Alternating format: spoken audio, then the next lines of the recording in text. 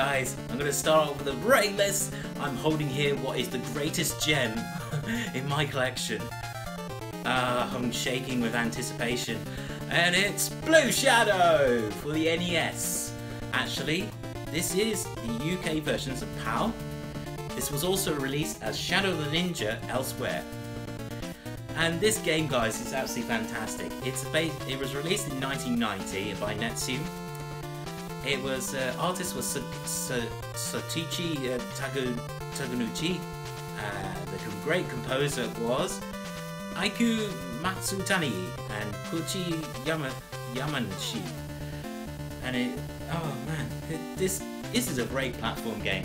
What I like about this, you have two ninjas and they both have default weapons as katana blades. However, you can upgrade the weapons using a weapon called Kurashigama. It's basically side with chains, so you throw it and it goes, "Get over here!" sort of like Scorpion style. So, and it's awesome. It's 16 levels of pure fun, and it can be quite frustrating. But this is what I like. It's very similar to Ninja Gaiden. That's what the beauty of this game is. Did you know an interesting fact, guys? The Game Boy version, there was a Game Boy game called Ninja Gaiden Shadow. So they rebranded this sort of game into Ninja Gaiden, which I thought was an absolute ace idea and a way to promote the game better. So, there you go. Blue Shadow. Right guys, are you ready for some Go Green Machines? No, not Teenage Mutant Turtles, but Battletoads Double Dragon. Wow, this game is so awesome. Oh, this was released in 1993 for the NES. There was a SNES version with better graphics and better sound. I highly recommend, guys, if you can get the SNES version, but I think this is the greatest version you're going to get. You're basically 5 playable characters of Rash, Pinball, Zitz, Billy and Jimmy. So basically this is a sequel to Battletoads on the NES. I've also did a live stream, guys, of this. It's in the playlist, so go and check that out. So it is really good, and it's 7 stages of pure fist punching action. Yeah, and this game is such a great rarity, and it's so rare, get it? And the music was done by Dave Wise, who also claimed to did Donkey Kong Country on the SNES. So that's his claim to fame, and this is absolutely fantastic. And you basically face similar bosses from Double Dragon and Battletoads, so it's basically like a mesh of Battletoads and Double Dragon squashed into one cartridge. So if you can find this, you'll be holding quite a rare game. It is something strange in your neighborhood. Who you gonna call? New Ghostbusters 2 for the NES. By HAL Laboratory. Do you know what's really strange about this game? This was only released in Europe and Japan.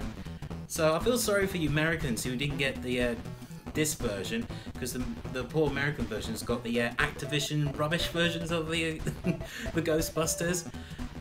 But this is the composer. I gotta give a mention.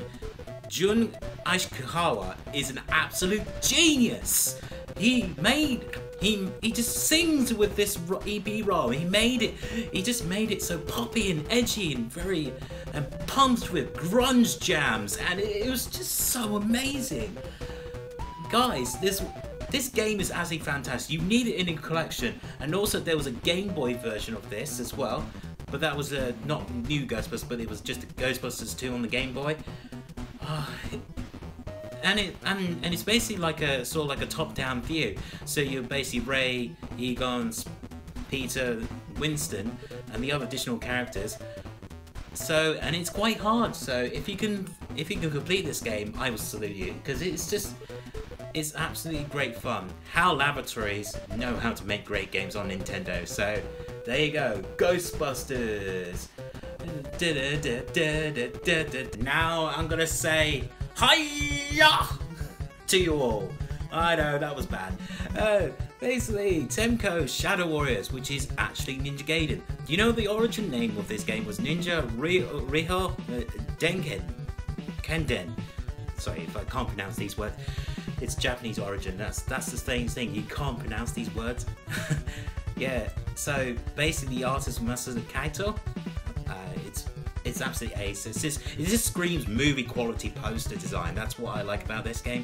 It's awesome, and it's got 20 levels of 20 levels of pure hard gameplay. It's the one you should have in your collection, because getting NES games was so hard back in the day. They were worth the money. The problem with the NES games, they were too easy sometimes in the other games, so they had to make this super hard to get the money value out of you. But it's definitely well worth it. I'm gonna probably build a sequel collection as well with 2 and 3 as well if I can get them.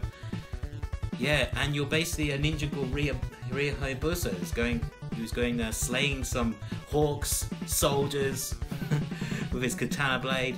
And you can also do very, as I mentioned in the Blue Shadow, you can also have throwing stars as well, and the music is quite cool. It's very poppy as well, and it goes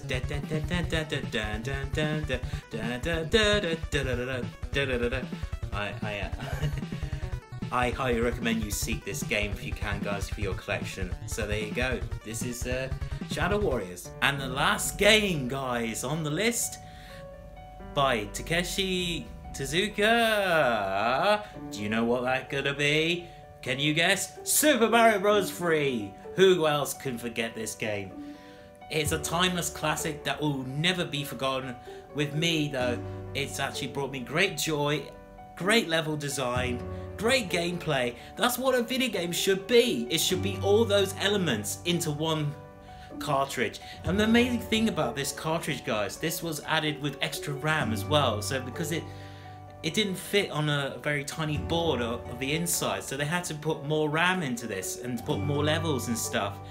And Koji Kondo's music, guys, it's timeless. It's still brilliant, and then you listen it and you go like, you're reminiscing the old times of 80s childhood. You know, when you grew up with games, what does it trigger in your ways of playing games? You know, you think about nostalgia values. You know, it brought families together, it brought kids together, it brought girlfriends, boyfriends. It created a unique game of its time. It brought people together, and it brought me to tears when I keep playing this game still, because it hits you emotionally hard. And it was also featured on Angry Video Game Nerd's Super Mario Bros. 3. He did it. There was actually it was disguised in a movie called The Wizard. So that, to me, is the greatest NES game that you need to own in your collection, guys. So I order you to go buy it on eBay, go to any retro shop, get it complete if you can. It's well deserved to be in your library for your collection. And if you can't do that, why not get it gold plated or put it in a frame, please. Please do this. And that is my top 5 best NES games to own. If you guys like this, please like, comment and subscribe. And as Retrodude says, Retro Forever! Signing out. Happy gaming, people.